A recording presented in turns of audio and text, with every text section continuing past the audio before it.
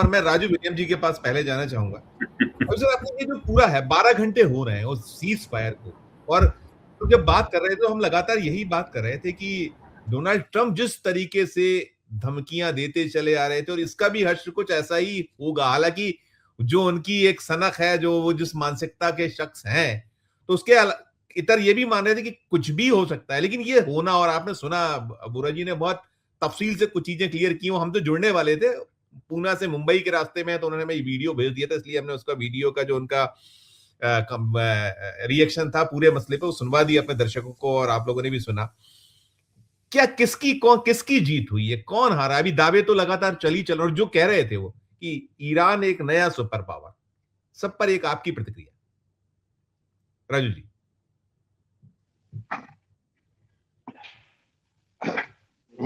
मेरी दृष्टि में ये इसमें जीत किसी की भी नहीं है। अगर इसका हम देखें कि इसका नतीजा जो निकला है वो ये है कि ईरान जीता नहीं है, लेकिन उन्होंने उस जो जीत है अमेरिका की ट्रंप के चलते हुए, वो जीत को जैसे कहते हैं ना कि एक कंक्लूसिव विक्ट्री डिनाई कर दिया उन्होंने उनको। ट्रंप जी जो है वो अब ये क्लेम नहीं कर सकते हमने उनको हरा दिया।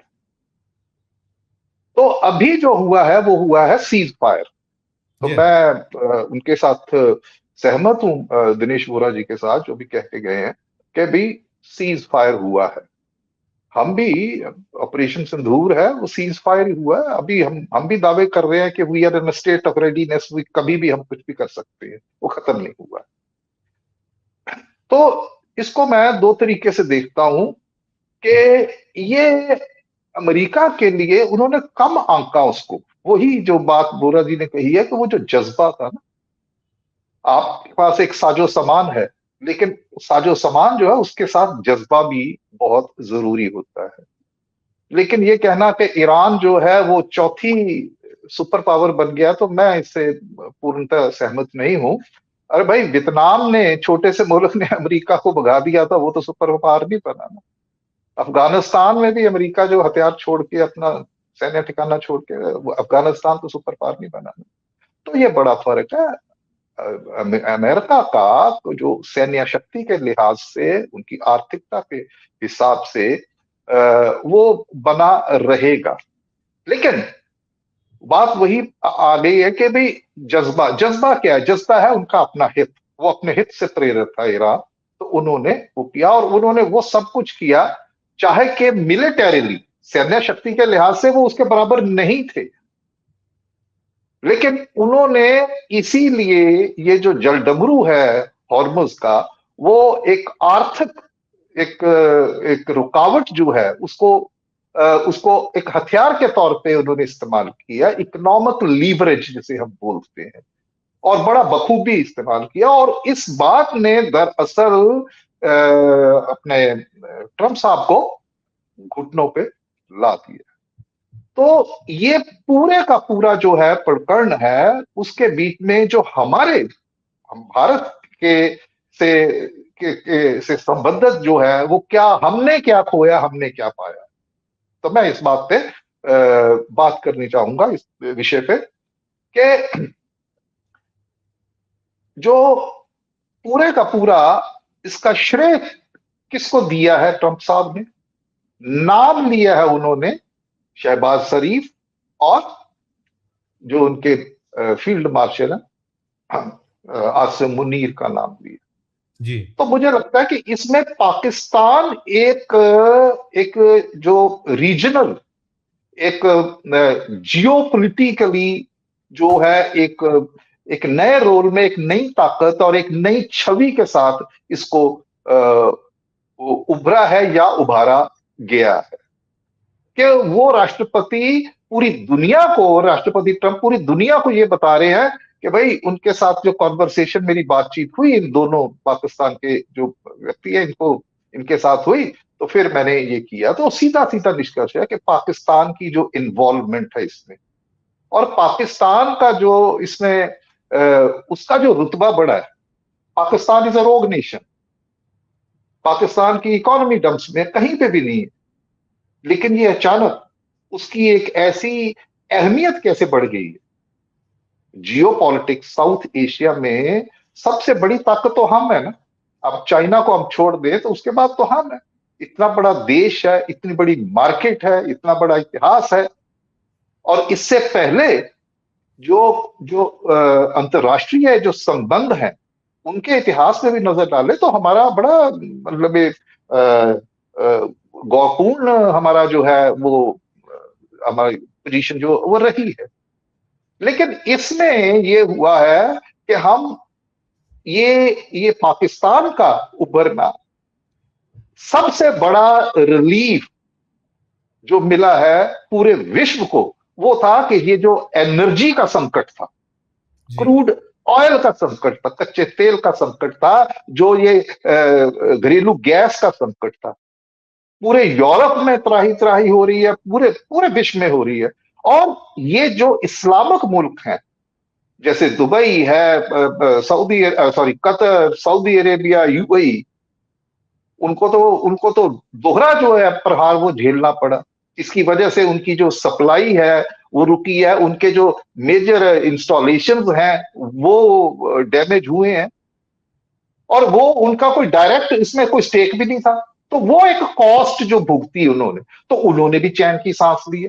2 हफ्ते की जो युद्ध बंदी, गोली बंदी है जो है, उसका सीधा सीधा है कि रिलीफ जो क्या कि इसके चलते कितना जो है क्रूड और एलपीजी है वो वहां से निकलेगा, भारत आएगा, या भारत के अलावा यूरोप के दूसरे देशों में जो जो जो वहां से गुजरते थे, सप्लाई लाइन थी, एक तरह की लाइफ लाइन थी वो, तो उनको एक रिलीफ है। लेकिन कितने, आप मजे की बात देखिए कि वो सबका श्रेय जो है वो पाकिस्तान को जा रहा है। बिल्कुल बिल्कुल बिल्कुल बिल्कुल। अब मैं इसमें अभी जो बुरा सा बोल रहे थे, मैं उनके साथ पूर्णतः इस बात पे भी सहमत नहीं हूं कि जो चाइना का रोल जो है, चीन का वो बढ़ा चढ़ा के। देखिए, चीन और अमेरिका जो है, चीन की मध्यस्थता, बैक चैनल डिप्लोमेटिक है, भैया ये ठीक नहीं, आप गलत करो, वो अपने हितों से प्रेरित है, वो करते अकेले चाइना नहीं, औरों ने भी किया, रिपोर्टेडली किया, ये रिपोर्ट हो चुका है। लेकिन जहां तक मध्यस्थता का सवाल है, ये ऐसा नहीं है कि ये ट्रंप जी ने कल हमें बताया, आज बताया सुबह जब उन्होंने वो एक्स पे पोस्ट डाली। ये बात तो चर्चा पहले से चल रही थी कि उनको इस्तेमाल किया जा रहा है। उसी के चलते तो हमारे विदेश मंत्री जयशंकर जी ने एक ऐसा शब्द का प्रयोग किया था कि हम दलाल, दलाल शब्द का, हम दलाल नहीं है जी, हम तो वो बिचौलगी नहीं करेंगे। बिल्कुल बिल्कुल बिल्कुल। पहली बात तो ये है कि ये, आप एक बार समअप करिएगा, एक टिप्पणी लूंगा, आप करिए, पहले समअप करिए, करिए। तो ये जो भारत के पर्स पर पाकिस्तान का जो ऊपर आना है, वहां पे मुझे ऐसा लगता है कि पूरे का पूरा इस्लामिक वर्ल्ड जो है वो उसका भी एक नेता बना दिया पाकिस्तान को उन्होंने। ठीक।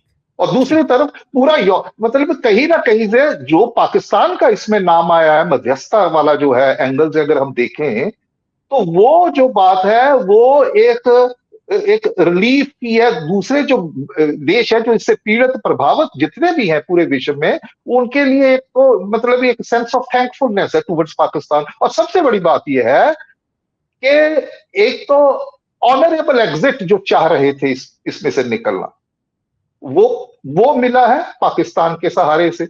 और नंबर 2 ये है कि वो ट्रंप सबसे शक्तिशाली जो देश के राष्ट्रपति है, पूरी दुनिया को आज तक बताया कि मैंने इतने युद्ध रुकवाए हैं, मैंने ये किया, मैंने वो किया, और उसका अपना युद्ध वो पाकिस्तान ने रुकवाया है। तो उससे पाकिस्तान का जो एक है ना, वो अब इसमें कोई दो राय नहीं, वो बड़ा कितनी देर रहेगा वो अलग विषय, उस पर हम बाद में बातचीत कर सकते हैं। तो इसके 2 हासिल है, हमारा जो है, हमारा रोल है, हमारी जो विदेश नीति, जो हमारी जो डिप्लोमेसी जो है, उसकी मैं मुझे लगता हूं कि ये एक हार है, हमारे लिए एक शर्म का सबब है। और दूसरी तरफ पाकिस्तान जो है वो उसको अब सैन्य अब देखिए, जैसे हमारे होता है ना आम गली मोहल्ले में भी, विश्व में भी ऐसे ही होता है, अपने अपने होता है। जो तगड़ा होता है ना, उसके साथ जो तगड़े का हाथ जिसकी पीठ के पीछे हो, वो सभी दूसरे भी उसको सलाम करते हैं, इज्जत की नजर से देखते हैं। तो पाकिस्तान जो बिल्कुल जिसे कह रहे कि एक टेररिस्ट नेशन है, दूसरा है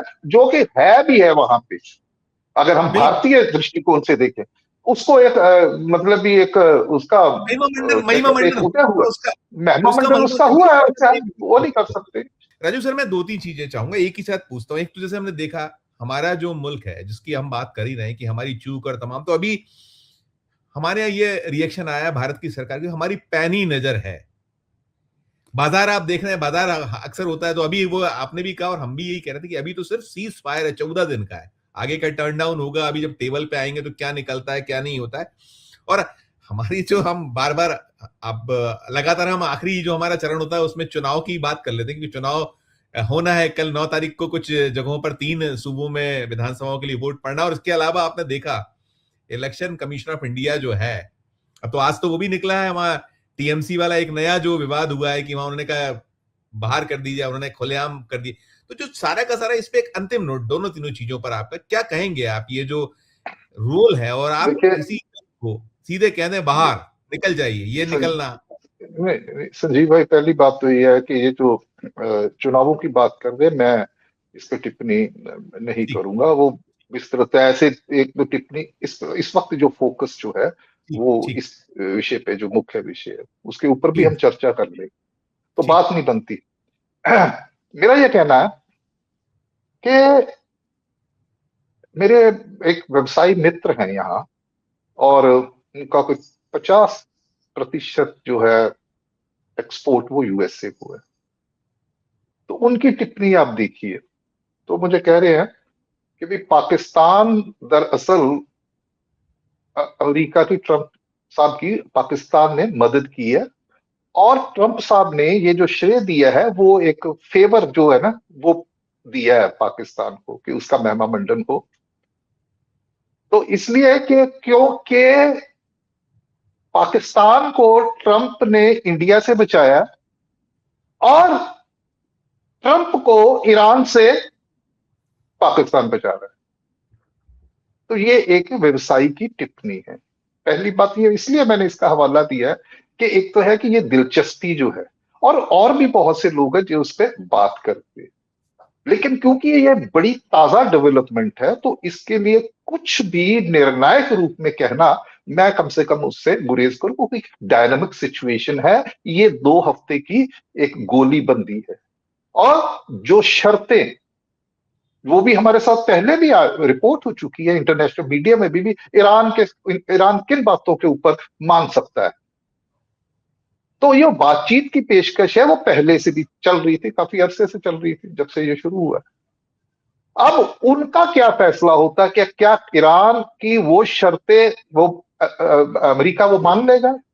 और इसमें जैसे मुमदानी साहब ने कहा है कि भैया सिर्फ अमेरिका नहीं है, अब वो कह रहा है इजराइल के भैया मैं क्यों इररिलेवेंट हूं, मैं भी साथ में। तो उसने अपनी लाइन जो है वो बरकरार रखी, क्योंकि एक डाइवर्जन जो हुई है, मुझे लगता है कि ये एक रणनीति का हिस्सा है कि हिजबुल्लाह जो है वो लेबनान वाला एक नया फ्रंट खोल दिया इसराइल के, तो डाइवर्जन तो होगी ना, अपनी सैन्य रिसोर्स संसाधन है उस फ्रंट पे लेके जाने पड़े।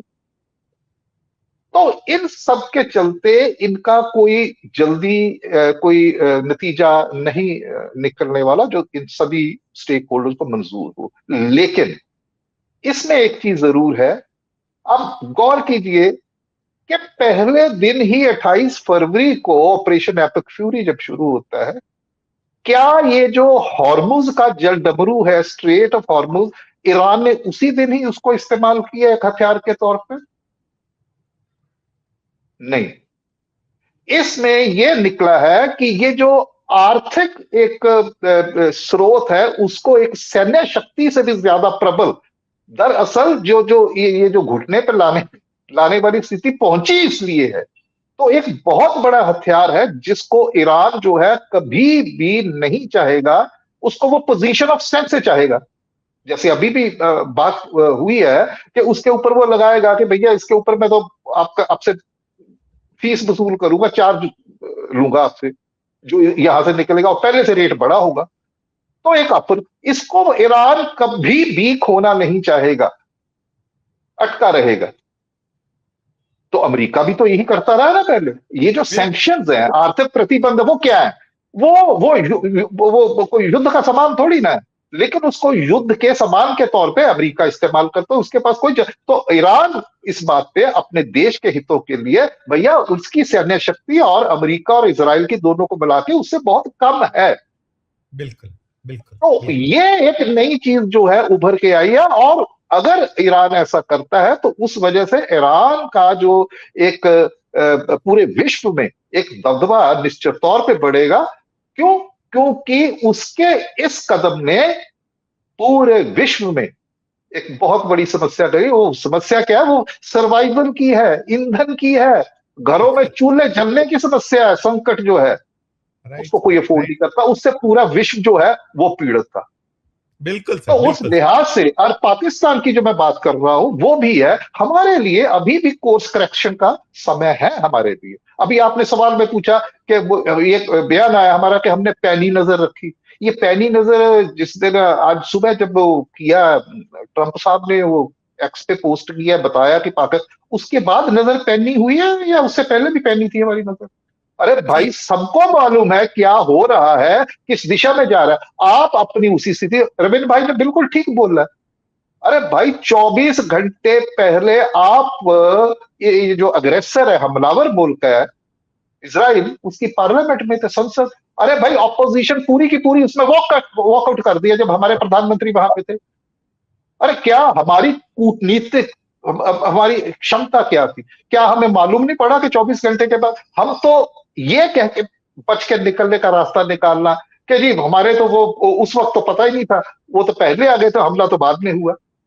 ठीक तो ठीक। ये हमारा जो सामर्थ्य है उस, या तो हम जानबूझ के कर रहे हैं। एक चीज है कि हम एक ब्लॉक के साथ खड़े हो गए हैं, हम आइडेंटिफाई हो गए हैं, और मुझे ऐसा लगता है कि ये इसराइल के साथ खड़े होना मुख्य रूप से ये भारत की जो आंतरिक राजनीति है, बीजेपी की जो विचारधारा है, इसका जो एंटी मुस्लिम जो विचारधारा है, मुझे लगता बिल्कुल है कि ये उस पर, उसका आंतरिक उस पर ना पड़े तो ये ईरान के साथ खड़े होते दिखाई नहीं दिए है भैया। उसको, उनका जो सुप्रीम रिलीजियस लीडर है, हमने क्या किया? हमने कंडेम किया? नहीं किया।